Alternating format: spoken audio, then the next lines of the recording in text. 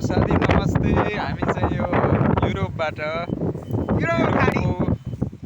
Serbia भन्ने देशबाट अब काम चाहिँ यता यस्तो यो तटबन्धको काम चाहिँ चलिरहेछ हाम्रो।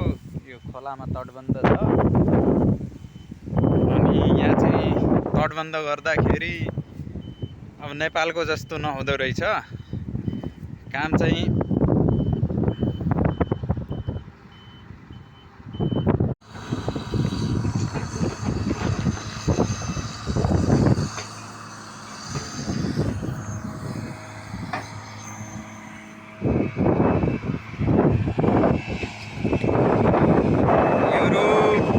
चाहिँ साथीहरू हेर्नु ल, यसरी हुँदो रहेछ तटबन्धको काम।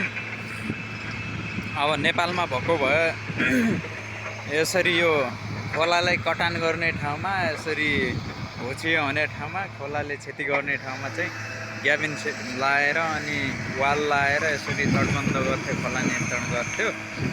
तर यता चाहिँ फरक हुँदो रहेछ काम।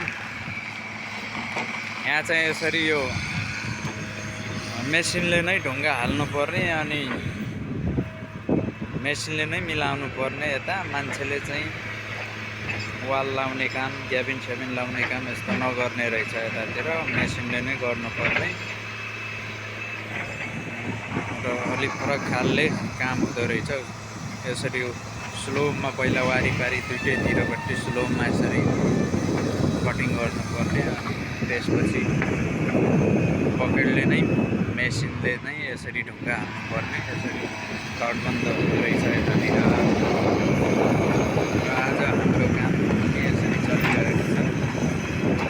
साथीहरू के कस्तो लाग्छ कामहरू चाहिँ यतातिर यो भिडियो हेरेर चाहिँ कमेन्ट गरिदिनु होला। यसरी हामीहरू चाहिँ खोलामा काम गरिरहेछौँ आज।